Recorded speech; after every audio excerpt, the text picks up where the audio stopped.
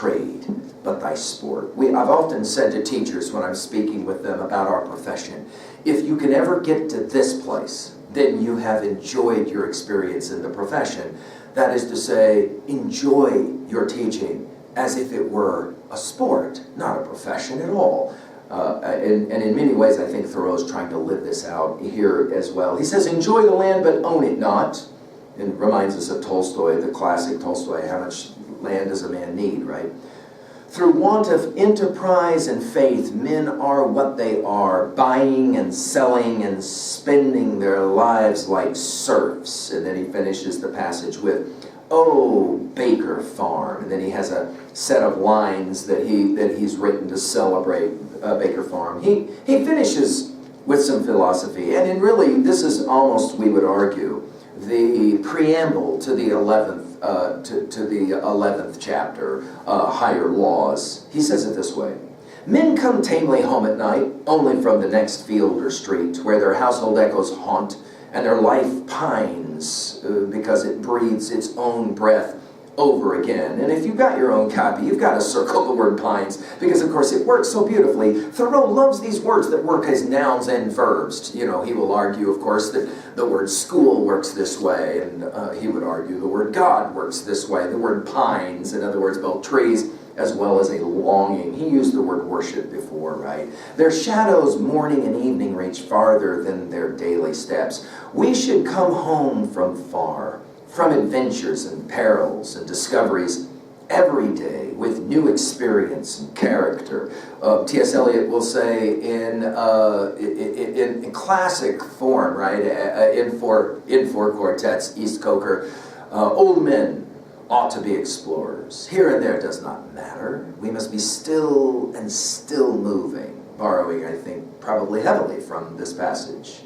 Before I had reached the pond, some French impulse had brought out John Field, with altered mind, letting go bogging ere this sunset.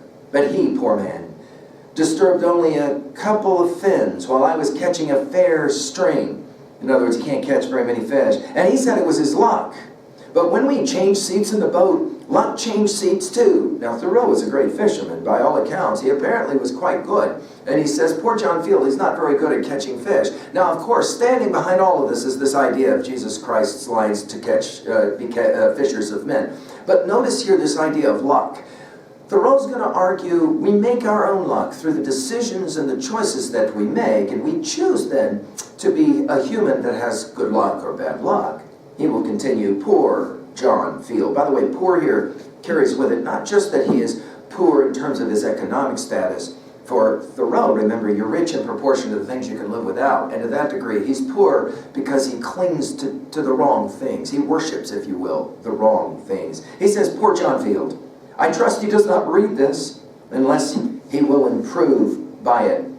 The fact that John Field is the name that's attributed to this individual. He says, I hope he doesn't read this unless he hopes to be improved by it. And this, of course, takes us back to the Tao Te Ching. What is a bad man? A good man's charge. That is to say, Thoreau is definitely in his, we call it meutica, right, when we're talking about Socrates in the Gorgias, propedeutic. It's instructional, it's didactic. And for this reason, some readers do not like Walden, especially this part, because they feel that he's being far too judgmental. But I think here, the argument is, no, I'm not being judgmental. I'm going into the cave, I'm releasing an individual and trying to help them find their way out of the cave, or Republic 7, right? He says, thinking to live by some, unless he wants to improve by it, thinking to live by some derivative old country mode in this primitive new country, to catch perch with shiners. This was part of the discussion about how he fishes. It's good bait sometimes, I allow. With his horizon all his own, yet he a poor man, born to be poor, with his inherited Irish poverty or poor life, his Adam's grandmother in boggy ways, not to rise in this world, he nor his posterity, till their wading, webbed, bog-trotting feet get to their heels. Now, the fact that he mentions Adam, I think, is significant, because this is that notion that will often be utilized by St. Augustine, that Adam was living in Eden in the same way that Voltaire's Candide will go to El Dorado and then will leave it to go in search of other things. And Thoreau will make the argument, you're in Eden, so enjoy it. live through it. Now from chapter 10 we move to chapter 11 in higher laws, and oh boy, we're for sure going to be challenged there. I hope that you are being challenged by your study of Thoreau. Thank you.